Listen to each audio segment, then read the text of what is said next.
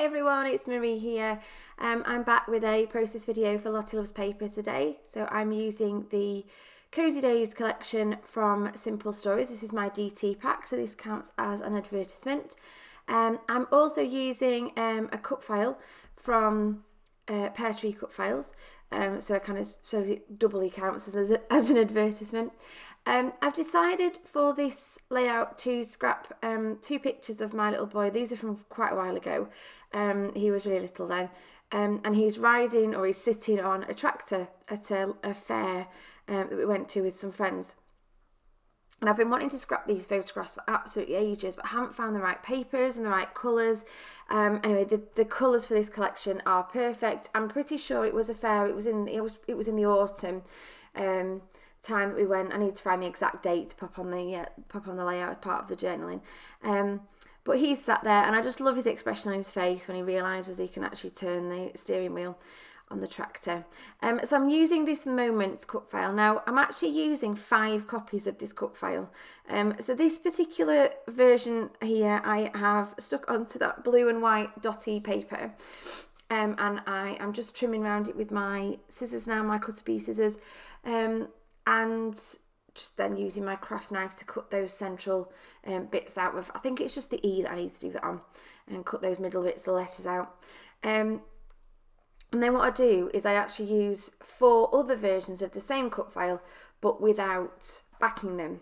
So it's roughly going to look like that. And then I get the other 4 copies and I basically place them onto white cardstock. So they're there, but they're not, they don't stand out quite as much as the one that I've backed does. And that's the idea really, because I kind of wanted one of them to pop off the page and the other ones to be more kind of backgroundish. So in order to make this one pop off the page even more, I'm backing it with adhesive foam. I am much preferring using adhesive foam that only has adhesive on one side, because I find that adhesive foam with adhesive on both sides is really difficult to cut through. I either tear it with my fingers and then get really sticky, or it just mats up my scissors. Even though my scissors are meant to be non-stick, they're not non-stick, they stick to everything. So just popping lots of adhesive foam on the back of that one, and that one's going to sit there and just have that dimension and be different therefore to the other 4 that are on the page. And then I decide I'm going to tear some paper for down the left hand side, but before I do that, I think actually I want to put a little bit of mixed media on the background. I'm just going to use some watercolours because I'm putting white cut files onto white. I didn't want masses of colour in the background, but I wanted something. So what I've done is I've used some really wet brush and I've splattered loads of that kind of lighter blue colour all over. Now this is kind of like the packaging technique, but not really, because what I've done is I've splattered it and then I've used the piece of packaging there to kind of spread it further and to then move some of it around to make more splatters. So it's not packaging technique as you would kind of normally know it. It's a bit different, if that makes any sense.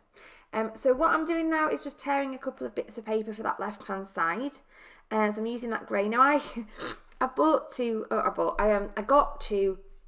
sheets of that grey paper. It's got leaves on the back and I absolutely adore the leaf side, and I've ended up using more of the grey. So I'm running out of the leaves. I may need to get some more of that. So that's roughly how it's going to go. I was going to have the moments all in a line. I've now wonkied them off slightly. And I was just going to put some grey down. I'm also going to have a little bit of blue down the side of there as well, just to kind of give it an extra little bit of depth and texture and layers. I'm just using my pencil now to line up and say, right, well, this is where this one's going, this is where this one's going. So I know when I take them off and I try and put them back again with the glue on, that I'm not accidentally going to move them around or they're going to end up in the wrong place. So I'm just sticking those down and popping that little circle in the middle of the camera, which is the O of Moments. And then I do the same basically for all 4 of them. So they go really flat onto the page, but you can see just with that bit of blue in the background that they stand out just a little bit better. And there's a bit of interest in the back of the page now. So I've turned my sheet round to do the top 2, putting as minimal amount of glue on there as is humanly possible. Really spreading it out, because obviously as soon as you put it down, the glue splurges out the sides. I do wonder for a second there whether I'm going to do the blue moments kind of in a wonky way, well then when I wonky it off, in the end I do it straight. I do my photographs wonky, but I do the cut file straight. So just using my T ruler there just to make sure everything is straight. Because if it's meant to be straight, it needs to be straight, which is why I often wonky things, because I'm not very good at getting everything straight. So just sticking those 2 bits of cardstock down now, and they're going to go over the top of the moments.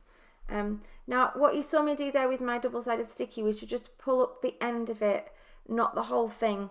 Have the little ends of the double-sided sticky tape covering backing stuff sticking out the sides, so that I could position it first and then pull the rest of the backing off, so that if it was in the wrong place, it would be much easier to move. That was just a little tip I picked up, and it works really well.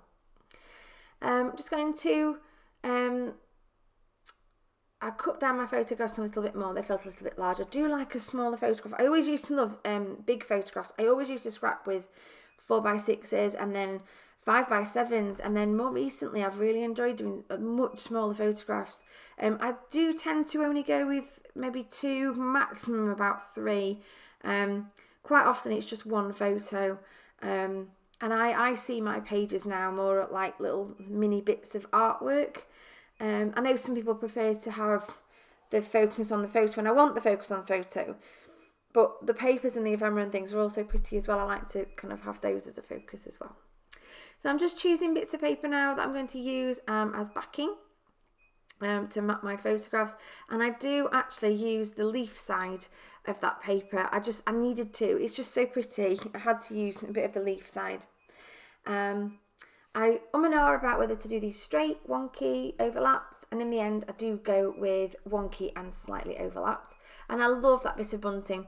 That was on my first layout that I made, actually, that piece of bunting, and then I took it off. It wasn't quite right on that layout, but it works on this one because of the colours. The oranges and that kind of peachy colour fit really nice with the colour of that tractor.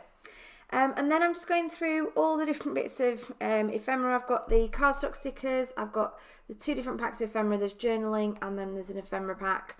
And I go through all of those and just put little creatures. I love all the little creatures, all the little animals in this collection are just gorgeous. I pick out all the little hearts that I think work really well. I pick out, I've got a fox there, I've got a little squirrel, lots of leaves. I love all the little leaves. And I've decided to pop my photographs up on dimensional foam there, again, just to give that bit of depth. I don't know if I just stick the bottom one down, actually. I can't remember what I do. I can't remember if I stick that bottom one down or if I put some foam on it. Let's see. No, I just pop it in as it was. I don't put any foam on the back of that one. Again, to give that kind of difference in height and difference in layers. Lots of double-sided sticky to make sure everything sticks. And then that one just gets tucked in behind the other. And then I do always make sure I add extra glue to any chipboard pieces. They do come, the Simple Stories ones do anyway, they do come with adhesive on the back, but I'm never convinced by the adhesive on the back of them. And I've had instances where I've gone back into scrapbooks and found the chipboard pieces at the bottom of the paper protector. So always add extra bits in. So I'm just popping lots of lovely little bits of leaves in and some tabs. This is my favourite part now of the scrapbooking kind of process, is just to play around with all the little bits and fit in all these tiny bits of ephemera and add all those just tiny bits of interest and detail. It has to be one of my favourite bits of the whole process. I decided to put that word blessed up at the top so that my title becomes Blessed Moments, and add in a few more flowers around that as well. And then I think I just had a couple of the little phrase stickers on, and that's about it for my layout, and I absolutely love how this one turned out. Thank you ever so much for watching today. I hope you've enjoyed this. If you did, please give it a thumbs up and subscribe to my channel if you haven't already. And check back soon for more process videos, especially ones using the Cozy Days collection, which I am absolutely loving using. Autumn is just one of my favourite times of you. And I've just realised I've added in a couple of Bramble Fox perspectives that I'd forgotten that I'd put in. So they're little squirrels holding a little acorn. They look really cute. Anyway, thanks for watching. Bye for now.